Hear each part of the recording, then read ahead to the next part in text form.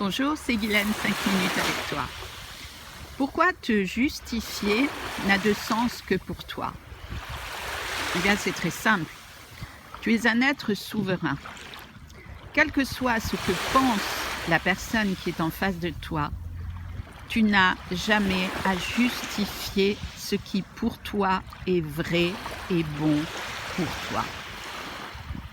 Par conséquent, s'il y avait dans ton besoin de te justifier un soupçon de culpabilité, eh bien, à ce moment-là, je t'invite vraiment à introspecter cette émotion.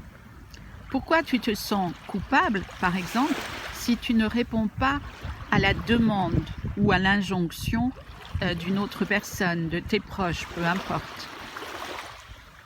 Essaye de ressentir à cet instant-là pourquoi tu te sens poussé à justifier, à expliquer ta pensée ou ton comportement, ou peu importe, quoi que ce soit, tu ne dois rien à personne.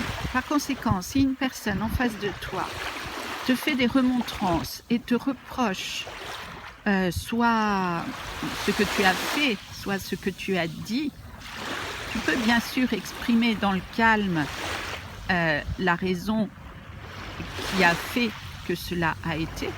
En revanche, tu ne dois rien à qui que ce soit. Et cela, dans ton cœur, doit être vraiment en première place. Parce que la personne la plus importante pour toi, c'est toi.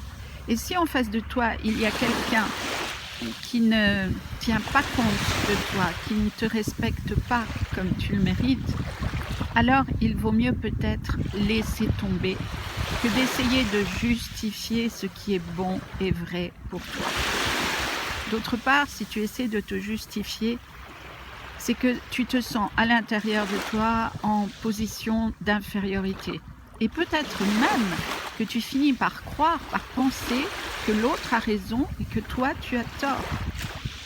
Alors, je t'assure que pour chacun, avoir tort ou raison ne vaut que pour soi. Pourquoi? Parce que nous avons tous des situations, des expériences différentes à vivre. Et nous n'avons jamais à vivre ce qui est bon et juste pour l'autre. Nous devons vraiment réaliser que l'important pour nous, c'est ce qui est sur notre chemin. C'est ce que nous créons dans notre vie. Peut-être effectivement que nous créons des situations difficiles dont on se passerait bien. Sauf que si tu acceptes la situation difficile que tu as créée ou que tu as participé à créer, forcément est là, présente dans ta vie, pour t'apprendre quelque chose que tu ignores encore. Il suffira de voir comment tu t'es senti, ce qui n'a pas marché, pour identifier ce que tu as à apprendre de la situation difficile que tu as créée, que tu viens de vivre, pour t'enseigner à toi-même. Nous nous enseignons à nous-mêmes grâce aux expériences que nous créons et que nous vivons dans notre vie. Je te donne par exemple l'exemple d'une femme ou d'une personne, on va dire, qui est abusée dans sa vie par un comportement manipulateur ou pervers et toxique. Eh bien, sache que cette personne est dans un état d'urgence pour apprendre à revenir à elle, pour apprendre à se reconnaître, pour apprendre à croire en elle et voir que dans la vie sur Terre, aucune personne n'est plus importante qu'une autre.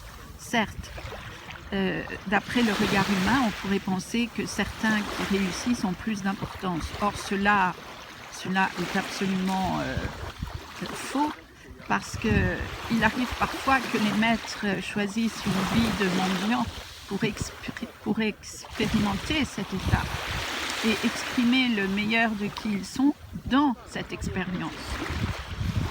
Donc, je t'invite vraiment à revenir à toi et accepter que toute expérience dans ta vie est là pour t'enseigner, mais que, à contrario, tu n'as à te justifier de rien vis-à-vis de qui que ce soit.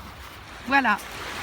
Si tu as besoin d'aller plus loin, guilanlipski.fr. Merci à toi et peut-être à bientôt.